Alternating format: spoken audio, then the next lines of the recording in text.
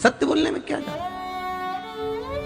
सीता जी को ध्यान आया, हाँ मैंने एक गलती करी थी, जो फूल आए थे उसमें से मैंने पुष्प को सूंघ लिया था। भगवान राम को बिना दिए, राम जी के बिना सुगंधित लिए मैंने सूंघ लिया। अब क्या करूं, अब बोलो क्या करा। देवऋषि नारद ने कहा, माता जानकी एक काम करिए, अब तुलसी के पत्र को कहिए कि कमल के पुष्प की जो सुगंध ली है उसको छोड़कर अगर मैंने पति की सेवा में कोई कमी रखी हो और उनसे कोई चीज बिना दिए मैंने समर्पित कर ली हो, बिना दिए मैंने अगर ग्रहण कर ली हो, तो मेरा ये तुलसी का पत्र अगर ऐसा हो तो अवश्य लगे। अगर कुछ रह गया हो, कमल के पुष्प की सुगंध के सिवाय अगर मैंने कुछ रह गया हो। सीता जी ने विनती करी, तुलसी का पत्ता उड़ा, उड़कर वापस पुनः उसी डाली में वापस लग गया। देवऋषि नारद से माता जानकी जी ने कहा, अब तो आप भोजन करेंगे ना मेरे हाथ का। सीता जी बोली, आप भोजन करोगे ना देवऋषि नारद। नारद जी बोले, हाँ अब मैं भोजन करूंगा, चलो मां चलते। तब देवऋषि नारद ने जानकी जी के हाथ का भोजन ग्रहण करा। ध्यान देना, आंवला नवमी के दिन आंवले के वृक्ष की पत्ती मत तोड़ो। जिस दिन माता तुलसा का स्मरण कर रहे हो, द्वादशी तिथि हो, चतुर्दशी तिथि हो, संक्रांति हो, आदि जो तिथियों का वर्णन करा गया है विष्णु पुराण आदि में, उन तिथियों को तुलसी का दल मत। अब आप लोग कहोगे गुरुजी वैकुंठ चतुर्दशी आएगी तो उस दिन तो आप बताते हो कि हरिहर मिलन होता है। रात्रि को 12 बजे से लेकर सुबह 4 बजे तक शंकर भगवान पर तुलसी चढ़ती है वर्ष में एक बार, और भगवान लड्डू गोपाल पर, शालिग्राम भगवान पर बेलपत्र चढ़ती है।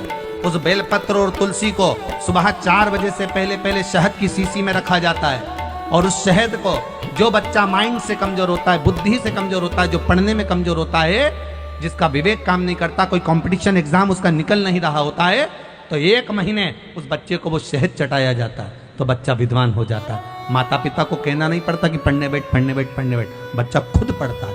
माता पिता नहीं कहते फिर कि पढ़ने बैठो, वो खुद पढ़ेगा। तो वैकुंठ चतुर्दशी के दिन आप कह रहे हो कि चतुर्दशी के दिन तुलसी नहीं तोड़ना चाहिए, द्वादशी के दिन तुलसी नहीं तोड़ना चाहिए, तो फिर वैकुंठ चतुर्दशी के दिन जो चढ़ाना है 1 दिन पहले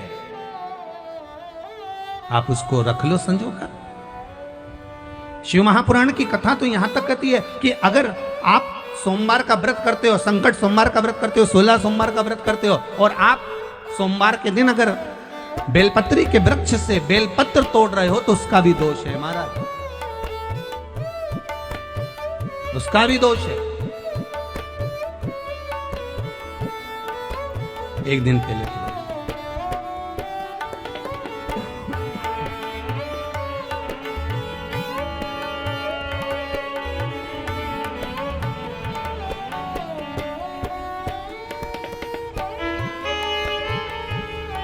कई लोगों की तो आदत रहती है, आज सोमवार है आज ही पत्ती तोड़वाएंगे, उसका दोष लगता है। भगवान, कई लोग कहते हैं महाराज जी, एक माता जी ने लिखकर भेजा था, व्हाट्सएप पर भेजा हुआ था समिति के, कि गुरुदेव हम सारे उपाय करते हैं, इसके बाद भी हमको तकलीफ क्यों रहती है, कारण क्या है उसका कारण कोई दूसरा नहीं। देवताओं पर कभी दोष मत देना, कारण हमारा अपना होगा कि हमारा कार्य क्यों नहीं हो रहा, उसका कारण हम खुद हो सकते,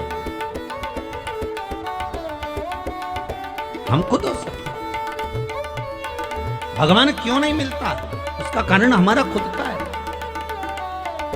जैसे मान लो कोई तुमसे कहे कि भैया देखो ये सामान मिला ना, और ये सामान मिला कर ये औषधि तैयार करना, और औषधि में तुम ये नींबू निचोड़ लेना, और नींबू निचोड़ कर जब तुम खाओगे तो तुम्हें आराम लग जाएगा, जब तुम पाओगे तो तुम्हारा रोग, तुम्हारी बीमारी है वो समाप्त हो जाएगी। अब तुमने तो खाया, उसके बाद भी तुम्हारा रोग समाप्त नहीं हुआ, बीमारी समाप्त नहीं हुई, तो तुम क्या कहोगे, उसने तो गलत बता दिया। बोलोगे कि नहीं बोलोगे? तो वो पूछेगा क्यों, मैंने बताया था तुमको ये लेना, साथ में नींबू निचोड़ना, नींबू निचोड़ कर उसका रस उसमें मिलाकर खा लेना, उससे तुम ठीक हो जाओगे। फिर ठीक क्यों नहीं हुए, उसका कारण क्या था? तुमने तो गारंटी ली थी कि मैं ठीक हो जाऊंगा। फिर गारंटी में गया कहाँ, आखिर वो गारंटी गई कहाँ? जब सियोर वाला महाराज इतना छाती ठोक ठोक के कहे कि ये करो इसके करने से ये फल मिलेगा, ये करो इसके करने से ये फल मिलेगा, फिर हमारा काम क्यों नहीं हुआ, हमें दुख क्यों मिला, हमें तकलीफ क्यों मिली, उसका कारण समझ लेना। तुमने तो कहा था कि नींबू निचोड़ना, ये दवाई खा लेना, तो आखिर वो दवाई असर क्यों नहीं करी? तो उन्होंने पूछा बताओ क्या क्या करा। हमने ये लिया, ये लिया, ये लिया, उसके बाद हमने नींबू काटा, नींबू काट के हमने नींबू निचोड़ा, नींबू निचोड़ के हमने फिर खाया, पर हमारी बीमारी तो मिटी नहीं।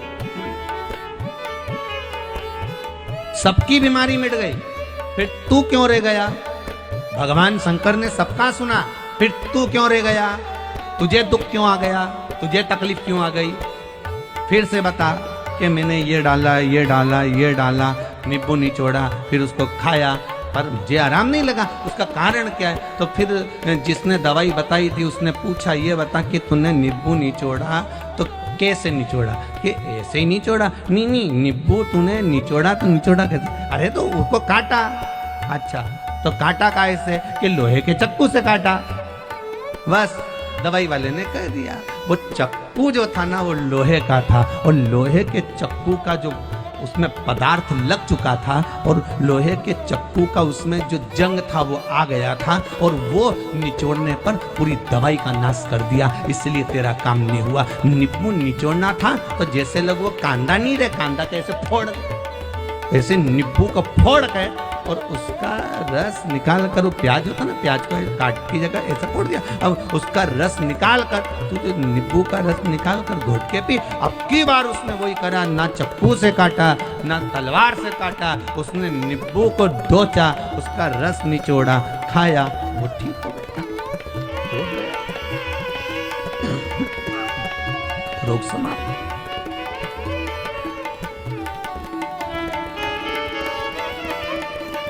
अब गलती इसमें बताने वाली की थी क्या? जम के तो बोलो, बोलो तो ठीक।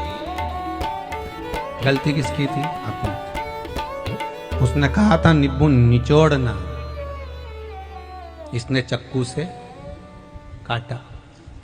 लोहे के चक्कू का भाग पदार्थ जंग उसमें लग गई, उसका असर दवाई का खत्म। गलती हमारी, आप आए नहीं और सुबह हो गई, मेरी पूजा की थाली धरी की धरी रे।